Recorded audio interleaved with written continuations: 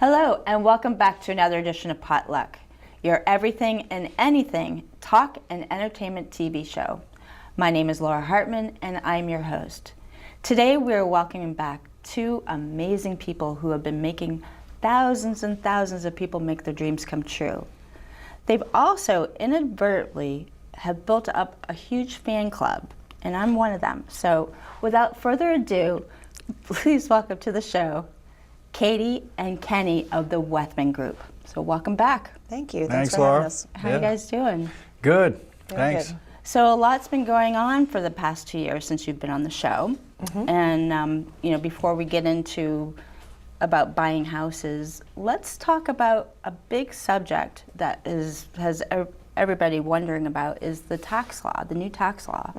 So how is that going to affect all of us who own homes? Yeah, great question. And who are about question. to own homes or, invest in real estate. Yeah, it really affects everybody, whether you're buying or renting, because most of us pay taxes. So, Right. And the effects are still really being understood. The tax bill was just passed a few months ago, so Okay. this really doesn't affect our taxes. It's the taxes we're going to file next year, so the 2018 taxes, not the ones people are filling out right now. Okay. But there are a few big things to consider and some pretty big impacts on the housing market nationwide and locally. So one of the big changes is the deductibility of interest. It is still deductible, mortgage interest. They've lowered the cap. It used to be $1 million of interest as tax deductible, interest on the first $1 million of debt. Okay. Now it's $750,000 worth of debt. So that will impact people at the higher price points that have mortgages over $750,000. All of that interest is not going to be tax deductible necessarily for them. Okay. The second big impact was the cap of the SALT deduction. SALT is state and local tax, and that really impacts our area very heavily, along with other high property tax states like New York, New Jersey, California. So the way this works is that historically we've been able to deduct all of our state income taxes and all of our local property taxes, and that includes even car taxes, not Sure. just property tax like real estate taxes. And previously there was no cap on that. Now with the new bill, it's capped at $10,000, which in an area like ours, we tend to hit pretty quickly because Virginia taxes run around 5% or so for most people. Okay. And property taxes in most of our local jurisdictions run about 1%, give or take. It does vary by county a little bit, but around 1% of the assessed value. So for people, particularly those homeowners who are in higher price points, paying more than that in property taxes, that $10,000 cap is really going to hurt them when it comes to what they can deduct. Right. Now on the plus side, another change might make up for some of that cap. So the individual standard deduction has gone from, I believe, $6,500 to $12,000.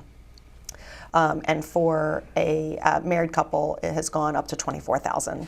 So they've doubled essentially. Okay. So what that means is that people who, now you have a bigger deduction on that. So what that means is that people who maybe have a lower priced property, maybe don't have that much mortgage interest, don't have that much property taxes, that's okay. They're going to make it up. They're actually might be better off because they have the larger standard deduction now. So this is all still playing out. Unfortunately, there's no one formula that I can give everyone to say Sure. whether or not you're going to be better off or worse off under this new tax bill. There are a lot of moving parts for people. Okay. And I know that's been a big concern for people like this year, worrying about. So it's 2018 that we have to worry about this. That's Correct. right. Okay. Yeah. So it's Okay. for 2018. So it would be people who are trying to decide now, is this a good time for me to buy or Right, not? right. Or what about people that invest in real estate, like they have more than one place, or if they have property? Now you were talking about higher tax states. Okay, so like New Hampshire. New Hampshire is a no tax state, but people pay high tax on real estate, so they would be greatly affected compared to like I don't know, like North Carolina or. Yeah, it really depends on the combination of both the state income tax and the property tax. Okay. So the states that get hit the hardest are the states that are high in both. Okay, so so what do you recommend for new home buyers? I mean, it's a bit confusing, and we know that real estate is a good investment, and what do you say? Yeah, it's a little bit more of a murky situation for first-time home buyers now. It used to be very clear, most of the first-time home buyers, and we do work with a lot of first-time home buyers, so they would come and ask for help and try to figure out financially, does this make sense for me to buy or should I keep renting? And the answer used to be a lot more clear because of the tax benefits that they had. Sure. And now that's a little bit murkier because that standard deduction doubles for everybody, whether you're a homeowner or not. So for some people, even if they own a home, it may no longer make sense for them to itemize their taxes. So that interest rate and property tax deduction means nothing to them because they won't even be itemizing. Right. So for the first-time home buyers, especially for the lower price points, they may not end up itemizing, so they really don't have any additional tax savings from owning versus renting. Okay. So there are a lot of reasons to buy a home besides the tax savings, and I think those reasons are really going to have to be more of a driver going forward. Sure. So first-time home buyers, may wait a little longer because they don't have that financial incentive to try to rush into home ownership like they did even just a year or two ago. But even with like renting, I know a lot of people that are paying almost as much as I'm paying in a mortgage for renting a place, and you're still not getting, you're not owning the home. So I guess, it's probably more worth it to, if you can, buy a house, regardless. It depends on the circumstances for the individual, but absolutely, we hear that a lot. That if you have to pay to live somewhere, and you might as well be building equity in your own property rather than helping your landlord build equity in his. And if you're renting, you wouldn't have any tax break for a real estate per se. That's right. So so there's really no incentive to do that. You might not get it. If you don't buy, you're not going to have any incentive at all. Right. But I think what happens is that it's just not at the forefront anymore. It's really going to have to be something that people talk to their tax advisor about. Okay. But you're right that this area rents are extremely high. So if you're going to be paying the same amount, you might as well buy if you can. You might as well buy if you can. There are lots of other reasons that it might make sense for you to buy. Okay. So I know in the past there's been incentives to buy. Are there, with the new tax law and with things changing and the economy changing and the interest rates going up, is there any type of incentives for first-time home buyers? Good question. Yeah, there's no national first-time home buyer incentive anymore. That was back when the economy was really struggling, and they put some incentives in place to try to encourage people to get back in the market because there was a lot of fear and hesitation about buying. Okay. So that program is gone.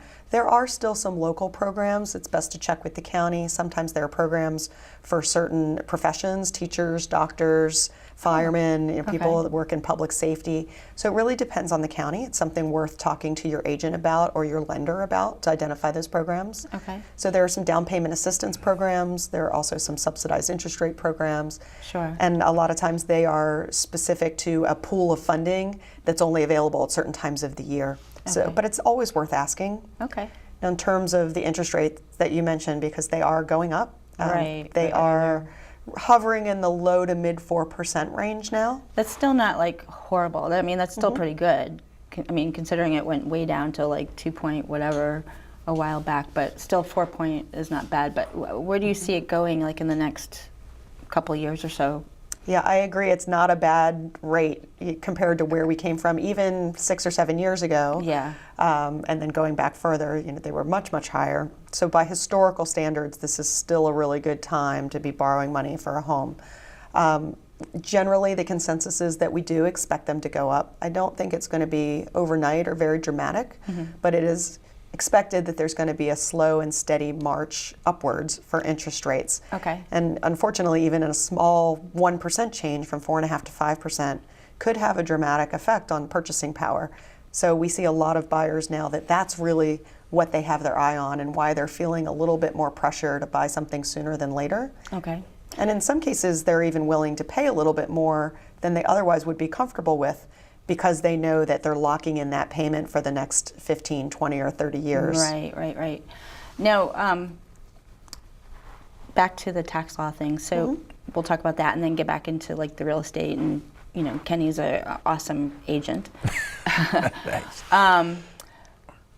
What is for the government to be doing this, and I haven't been keeping track because turning on the news is kind of depressing at times. And anyway, I know Republicans usually when they do things financially, it's for the future.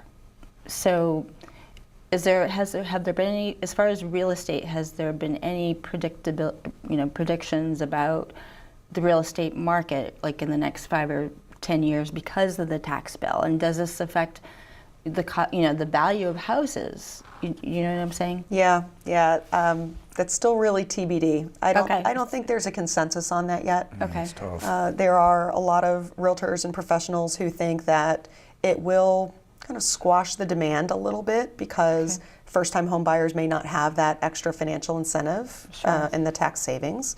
And that's possible, but frankly, we're not seeing that yet. The tax bill has already been announced. People are dissecting it and trying to figure out how it impacts them. Okay. And yet this spring is one of the strongest springs we've had in years already. Right. So the demand is already skyrocketing. There's not enough really inventory for people to buy. So we're seeing a lot of bidding wars already this spring. So I don't think the tax bill has really quieted the market down as some people had feared. Okay. So that brings me to the next topic of all the baby boomers who want to head south or go wherever to retire. So have you been seeing, have you been seeing people that have wanted to put their houses on the market in this area so they can head south? We do. We see a couple of different paths that people take. There are a lot of people who want to head towards sun and sand, and that's great. There are quite a few people actually, though, that move and just want to downsize into something smaller and more manageable. Okay. We see that especially a lot with people who have grandchildren who are local, and they don't want to leave, or maybe they want to maintain a residence here, and then another small residence somewhere else, and spend a chunk of their time here with their family. Okay. So is that hard for them, or do you have any advice for people that are, thinking about they want to do that, or they want to take off to sand and sun or wherever? So do you have any advice for them? Yeah, we have a whole program designed specifically for seniors who are trying to downsize, because typically it's a bigger house. They have a lot of things. We all have a lot of things. Right. But when you've been in the same house for a long time and you've raised your family there, it's full of both things that we need to deal with, but also memories, which makes it a little harder and sometimes bittersweet for people to let go of. Quite often, we also need to make some updates to the house, because today's buyers are looking for something move-in ready. Right. They don't want a lot of projects. They may not have the money to do a lot of projects and updates, but we don't want our sellers, our owners, investing money into the wrong things. Okay. So we take a lot of time and walk room by room through the house with them to decide what are the updates that make sense. What are the things that maybe we can wait, or are there some lower budget alternatives versus updating the whole house? Sure. We really want to help them maximize their return on investment as they're getting the house ready to sell. Now, you guys are not the typical real estate company, and that's why you have a huge fan base, because once people become friends with you guys, it's for life. And plus you invite them to baseball games, and you give them pies for Thanksgiving, so it's a very good thing that you guys have going on. So the normal, not that they're not normal, real estate agents out there, would they spend as much quality time with people that are trying to sell their house to tell them what to do, or you guys give a little extra edge? It really depends. There are a lot of agents out there, and we all have different approaches. You're right that we spend a lot of time with our clients. We work primarily by referral. Probably about 80 or 85% of our clients are either repeat clients, so people who've worked with us in the past, or people that they've sent to us. Okay. So our clients do become friends and family. It's an extended group, and a lot of people know each other in our client base because they've sent their friends to us. Right. So we do spend a lot of time with them. We're certainly not the only agents that do that.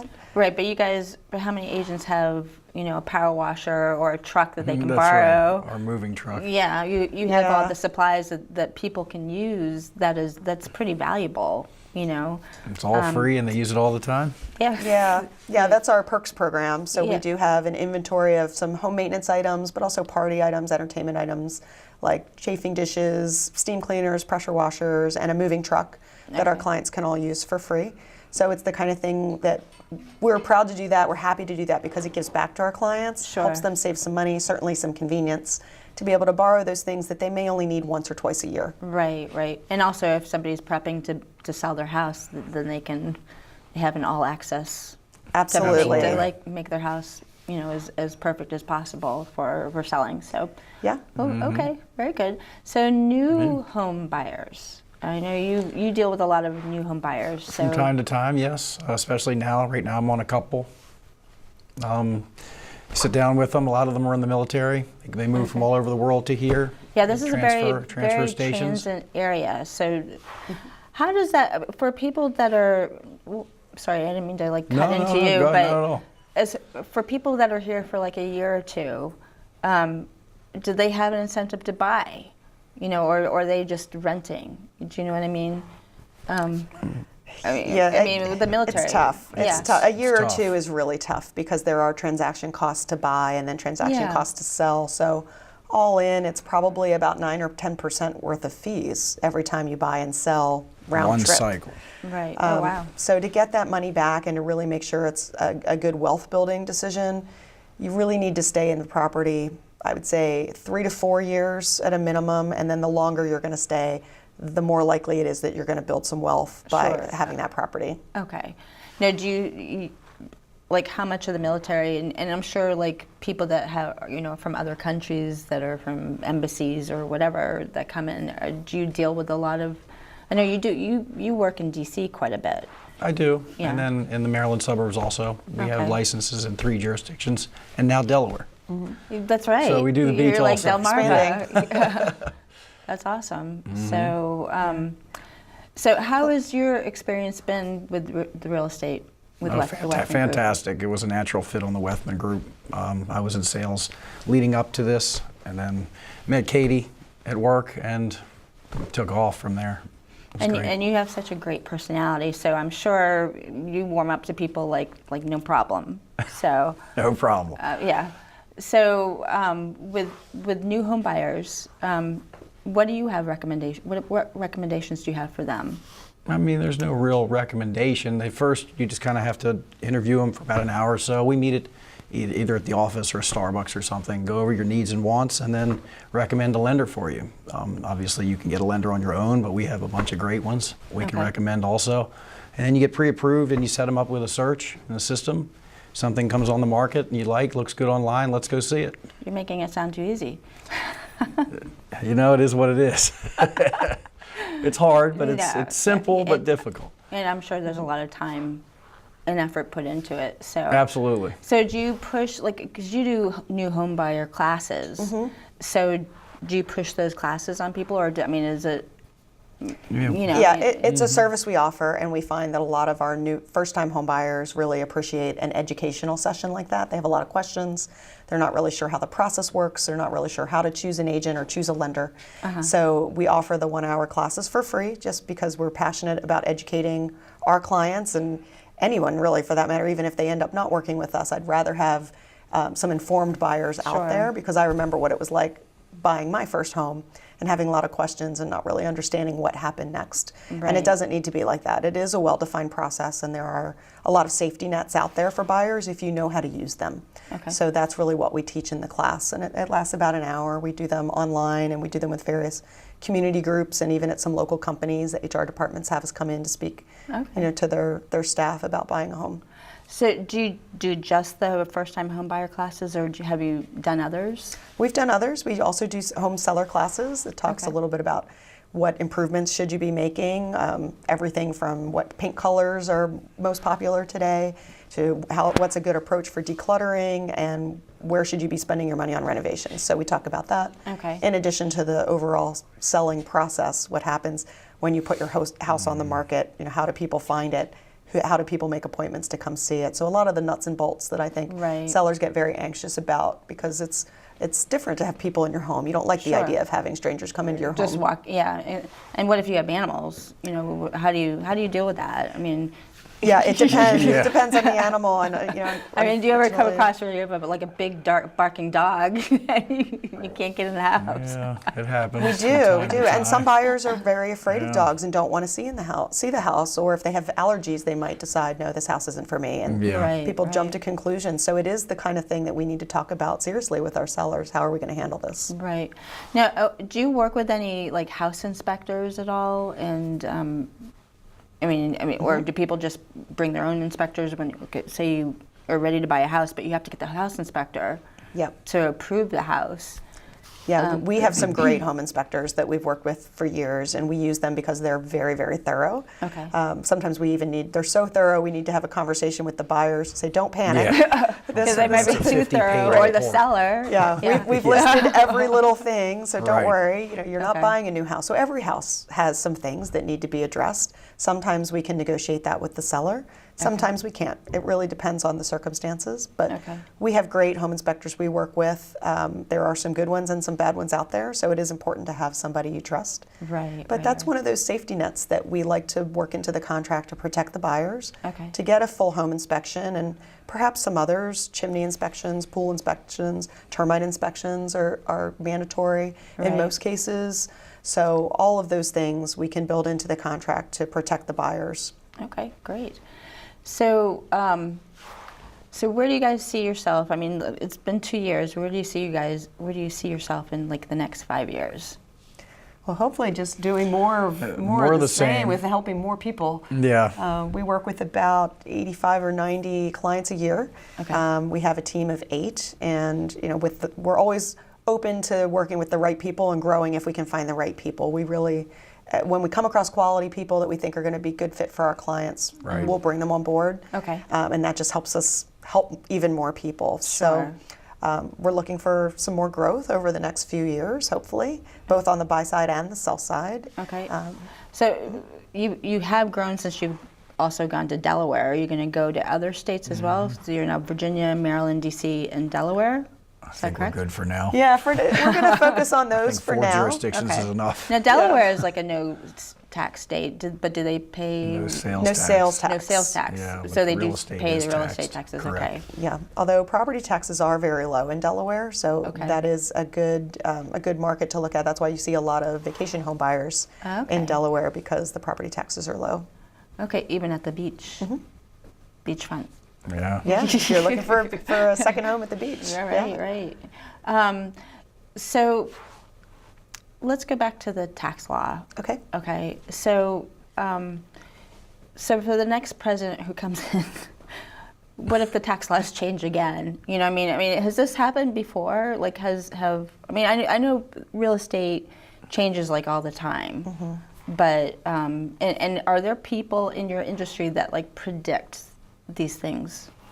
Well, I think pretty much anything having to do with the presidency or Congress these days is extremely difficult for anyone to predict, Right. frankly. Yeah. So I don't want to hazard a guess myself. Right, yeah. But it is always a risk. The tax laws always change, and new loopholes are formed inadvertently sometimes. So laws get passed to close those loopholes or address things that were inadvertently added to the bill. Maybe if someone didn't have time to study it, all the impacts. Right, Which I think happened with this bill. Things happened pretty quickly, and I think there were a lot of unintended consequences that we're going to be working through in the next year or two. So I think it is possible that some of the changes that went through might be revisited.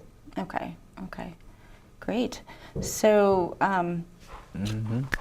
anything you'd like to talk about with the in regards to the people that work for you? Like any special kudos to people that have really gone. I know Kenny has gone all out. So Kenny's our lead buyer agent, I am. and he does a great job with all of our buyers, not just our military buyers, although he does do a lot of work with military and people coming in from out of town that have a brief window of time and maybe need a little extra help getting to know the area and trying to buy, sometimes sight unseen.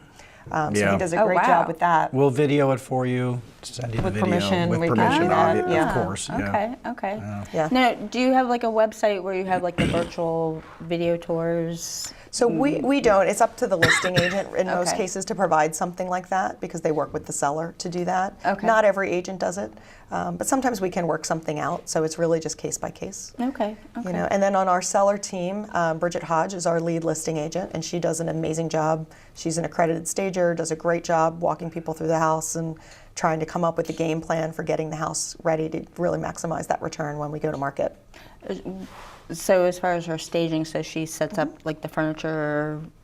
She can, okay. yes. She So, can if you so want so she can give advice on that if we decide to work with the seller's furniture. Okay. Sometimes, depending on the situation, we may tell the seller, "Hey, it's going to be best if you move out And sometimes they prefer that because it's certainly much more convenient to not be bothered. Right, And it's easier to do all the work to prep the house if it's empty. Okay. So depending on the circumstances, we can work with the seller's own belongings. Okay. But if they decide to move out, we also have outside stagers where we can rent furniture on a 30 or 60-day basis. Oh, wow. And that usually works out great for people too. So it really gets the house looking really like, nice. like you'd see in a Wow. magazine. And that's really what today's buyers want. So that Right, usually helps right. it to sell a little quicker if we can get it looking like that. Okay. So just a real quick question, because we're closing here in another minute or two. I know the time's gone by super fast, but say that I'm a home buyer, and I want to sell my house, and I haven't looked around at other houses, and all of a sudden it sells like within like a week or two. I mean, I'm sure you've had that scenario, Yeah. and people only have like a month or less to like move out.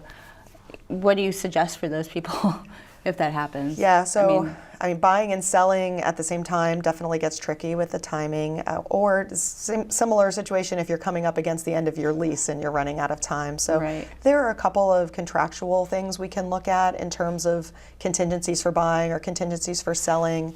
There are also some creative financing tools that we can look into to get people qualified on a short-term basis to buy the next home before they move out of their current home. Okay.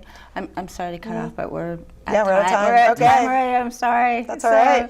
Thank you so much for coming Thank you, on. Laura. It's been great. If you want to find out more information about the Wethman Group, go to wethmangroup.com. Otherwise, you can find them on Facebook. So thank you again. And if you're just tuning in, make sure you catch us on the web at www.potluck-online.org. And we'll see you next time. Thank you. All right.